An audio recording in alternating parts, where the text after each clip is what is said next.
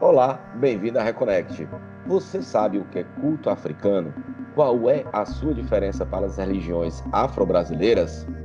Saiba agora na Reconnect, para além da religião.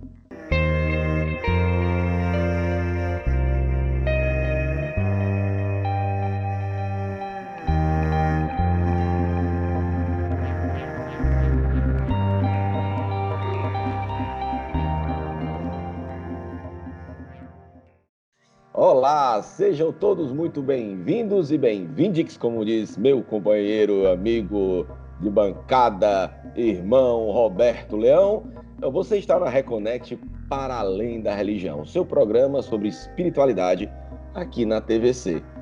Então, se você perdeu qualquer outro Reconnect, você sabe, né? Você vai no nosso canal do YouTube, que vai aparecer ali, e vai ter esse bate-papo e todos os outros bate-papos anteriores. Siga-nos nas redes sociais, que também o Léo, nosso editor, vai colocar aqui embaixo. Comigo e sempre comigo aqui na bancada do programa, ele, Garboso, a quem estamos combinando hoje de preto, Roberto Leão. Olá, galera reconectada, sejam bem-vindos a mais uma busca pela nossa reconexão espiritual.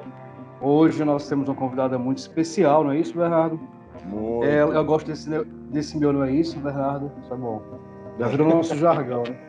Não é isso, Bernardo? Bom, ela que é cearense, é radicada em São Paulo, já teve terreiro de Umbanda e Candomblé, quando conheceu há 24 anos o culto africano. Vamos conhecer também o culto africano. Com a gente hoje, Iamolá. Seja muito bem-vinda.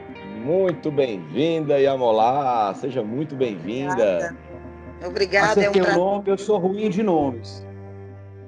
Eu sou já conhecido como muito ruim de acertar nomes, mas deu certo, né? É um prazer conhecê-los. Ok. Prazer todo nosso. Iamolá, eu queria que a gente começasse, né? A senhora falando um pouquinho como foi essa sua trajetória, né? A senhora já teve terreiro de Umbanda, né? Já foi umbandista, candomblessista e conheceu aí o culto africano. Então, como foi essa sua caminhada até encontrar o culto africano? Antes da gente entrar bom dia a todos. E bom dia aos telespectadores que estão nos assistindo.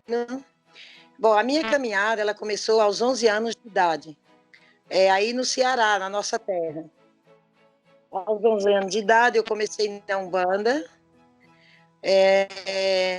levei essa trajetória, trouxe para São Paulo de Umbanda. Quando cheguei em São Paulo, eu estava com 17 anos.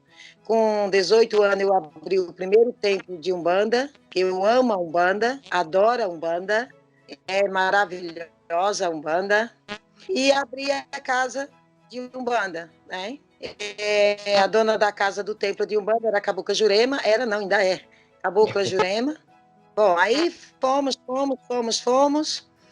E depois eu tive uma grande oportunidade também, né, de conhecer o Candomblé. E aí eu me iniciei no Candomblé, Queto, Nação Queto, que é assim que fala no Brasil, né? Uhum. Então, eu iniciei no Queto. Bom, iniciei, passou os 7 anos, tomei o ADK, me transformei em alorixá, abri o barracão da Casa de Candomblé. Fomos, caminhamos, uma boa etapa, iniciei bastante filhos no Candomblé, mas aí eu tive outra oportunidade espiritual, que foi encontrar 2 sacerdotes que vivem no Brasil, moram aqui em São Paulo, que é Sikiru Salamim Baba King e um babalaô, né, que segue o Rumilá Ifá. Também estudei muito Ifá com ele. Então, estudei com esses 2, com o Baba King, que é babalorixá, também é ifaísta, mas estudei orixá e não me iniciei Ifá. E prossegui. E hoje estou há 24 anos dentro do culto tradicional Icessé e Bilé. Então, estudei 8 anos seguidos em salas de aula e mais adiante, né? Com estudos. Quando eu precisava de um bom estudo, também já ligava para eles, já encomendava, porque trabalhos deles também é em apostilado também, dependendo do assunto do que se pede. E assim fui prosseguindo. Estou aqui hoje no ICC Bilé, porém muito feliz. Então, deixa eu lhe perguntar uma coisa. A senhora falou sobre a Umbanda, sobre o Candomblé. A galera reconectada que acompanha a gente já tem um pouco de noção da questão da Umbanda, a gente conversou com alguns sacerdotes. Candomblé também, a gente já fala alguma coisa. Mas qual a diferença do Icessé e Bilé para essas religiões? Há sincretismo? A senhora traz para essa religião, ela carrega junto fundamentos da Umbanda, do Candomblé, ou é algo separado? O que é que veio antes, o que é que veio depois, para ficar claro para as pessoas entenderem o que é esse culto africano? Certo. Olha, o culto africano, ele não traz nada sobre o diáspora no Brasil. É a origem, né? Completamente tudo é diferente, porque lá é a origem. Então, na origem, o culto, ele é do berço. E o diáspora no Brasil, ele está sendo entendido da forma que acontece, né? No afro-brasileiro, no candomblé. A Umbanda, ela é nossa. É brasileira. É brasileira. A Umbanda, ela é nossa. Eu digo assim que ela é nossa porque nós cultuamos na Umbanda os ancestrais, os nossos ancestrais do nosso país, da nossa origem. Então, nós cultuamos o baiano, o preto velho, o caboclo, o índio, né? E por aí vai, com nossos ancestrais na Umbanda. É nossa, que é maravilhoso. É uma resposta excelente também à Umbanda. Eu amo a Umbanda. E o candomblé, ele está diáspora. Por quê? Isto ficou meio fora da origem pelo fato de nossos ancestrais africanos, né, na época da escravidão, eles tinham que cultuar escondido, né, por trás de 7 capas, eles usavam o secretismo de Santa Bárbara, por exemplo, que era em Assam, né? Então, ali, segundo eu estou informada, com a busca, com a pesquisa, então, ali embaixo da imagem de Santa Bárbara, eles colocavam o Okutá de Oiá, que é o Edum Ará, a pedra do Rai, que tem a energia de Oiá. Então, eles cavavam um buraquinho no chão e colocavam aquela imagem em cima para enganar os seus senhores. Por isso que no Brasil está fora da origem, né? Mas, maravilhoso. Todo mundo cultua orixá, isso é maravilhoso. Na Umbanda, no Candomblé. Então, é isso. Então, sim. Desculpa, mãe Amolá, mas qual é a diferença, por exemplo? A diferença básica, vamos colocar, a senhora que falou que Umbanda realmente é brasileira, então ela fica um pouco à parte, mas o Candomblé, como afro-brasileiro, qual é as diferenças básicas, por exemplo, do Icessé Bilé? Olha, as diferenças básicas do Icessé Bilé é que no diáspora tem os assentamentos diferentes, são diferentes. Os assentamentos dentro do Icessé, ele é bem natural, muito natural. Exemplo, Exu. A energia de Exu está na pedra laterita. A diferença é essa. Não tem garfos, não usamos ferramentas, garfos de ferro, não tem essa paramenta de ferro. Nós temos somente a pedra laterita, que é onde contém a energia de Exu, criada por o próprio Olodumare, que é uma divindade, Exu Orixá. Então, a senhora falou sobre a questão da Umbanda, que é uma religião 100% brasileira, né? Absorve muito da cultura de caboclos, de índio, né? dos africanos que estavam aqui, que, enfim, construíram esse país, a cultura desse país. Você falou sobre a questão do candomblé também, que acabou sendo sincrética pela proibição do culto. Agora, no caso eu vou chamar de culto africano para facilitar um pouco, que é Icessé e Bilé, não é isso? No caso do culto africano, as religiões, quando elas entram em países diferentes, né, quando elas vão entrando em culturas diferentes, elas assimilam um pouco dessa cultura. O cristianismo, por exemplo, ele tem um cristianismo, mas dentro da prática cristã, dentro dos ritos cristãos, existem diferenças da cultura do local. O Icessai-Bilé aqui no Brasil, ele absorveu alguma coisa? É uma religião aberta para o sincretismo ou ela é uma religião fechada com seus dogmas, preceitos, conceitos? Icessai-Bilé, ele não adotou nada de sincretismo, porque a origem. O Icessai-Bilé, ele vem do orixá até nós. É um exemplo. Oiá encarnou na Terra, né? E de Oiá até agora, do princípio da criação, da primeira geração à última geração, Oiá vem vindo, que é Inhaçã, né? Que é muito chamada no Brasil de Inhaçã. Então, o secretismo não está dentro do Icessai-Bilé. Nem absorve coisas de outras religiões, desculpa, Fernando. Como? Nem absorve nada de outras religiões. Não, ela é nativa, pura, nativa da própria terra. A origem ela está em Oió. Por que a origem está em Oió? O culto aos orixás, ele vem de Odudua até o Alafim Oió, que está no trono atual. Por quê? Odudua, pai carnal de Oramiã. Oramiã é pai de Xangô, que é o Xangô Atelelco, porque foram 2 Xangô, daqui a pouco eu coloco o assunto sobre isso. Então, Oramiã, pai de Xangô. Xangô, neto de Odudua. E o culto do orixá vem de Odudua até o Alafim Oió, que é o rei de Oió, né, que está no trono atual.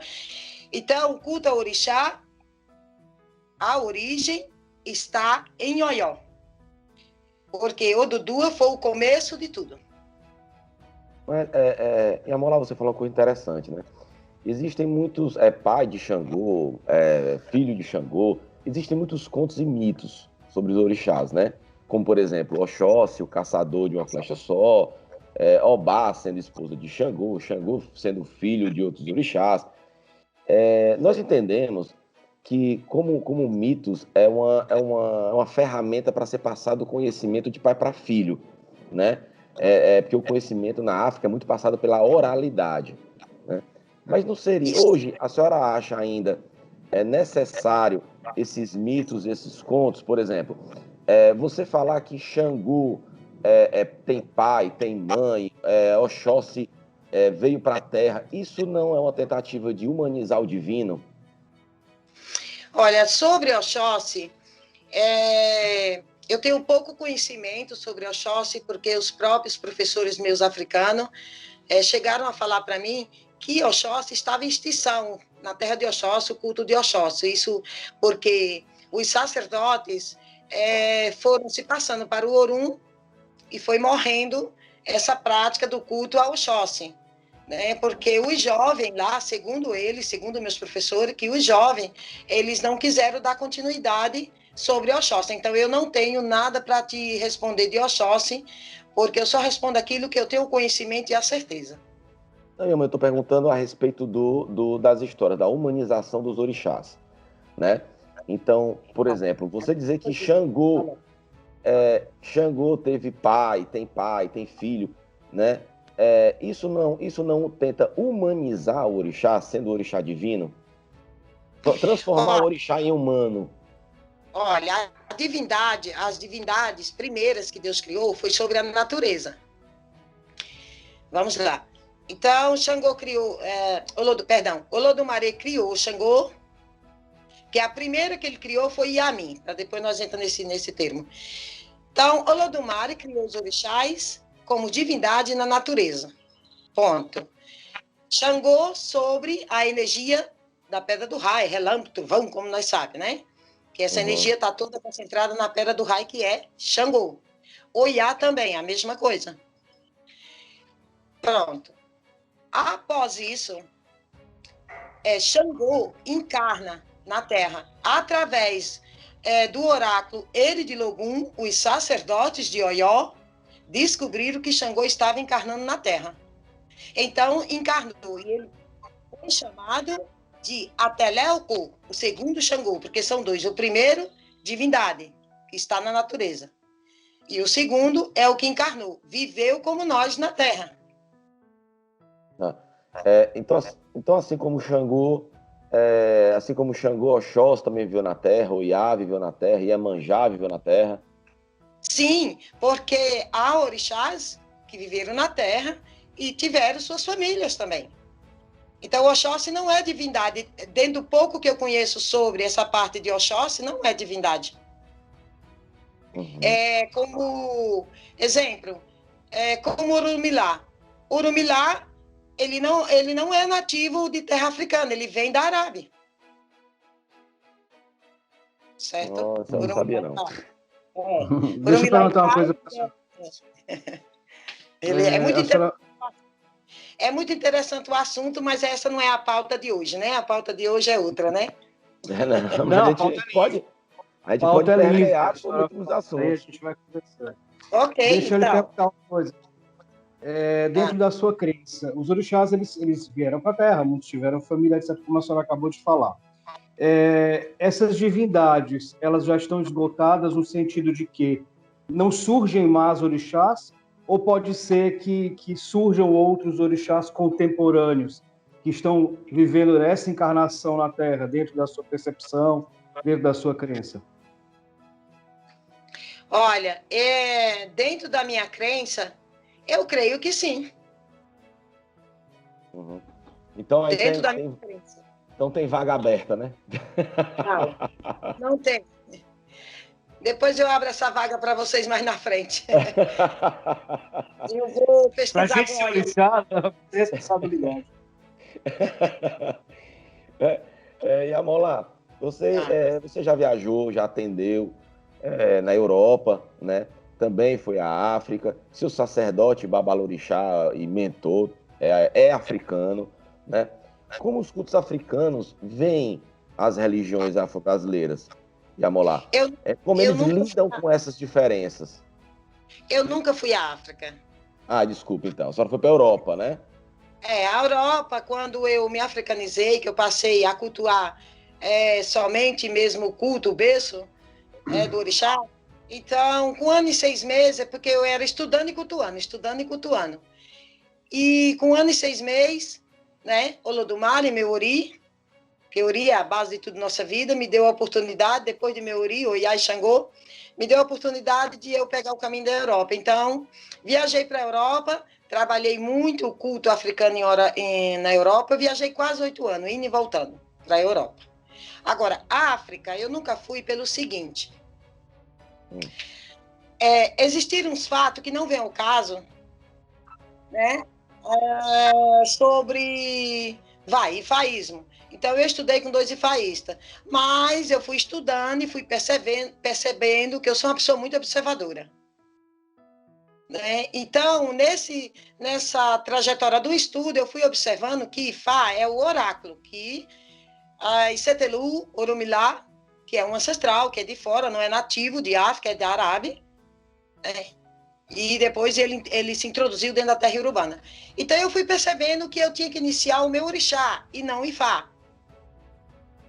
Uhum. E, com essa descoberta sobre Oió, através de um grupo que eu tenho um grupo onde está a doutora Paula, né, que ela nos responde as nossas enquetes sobre o orixá em Oió, sobre a origem.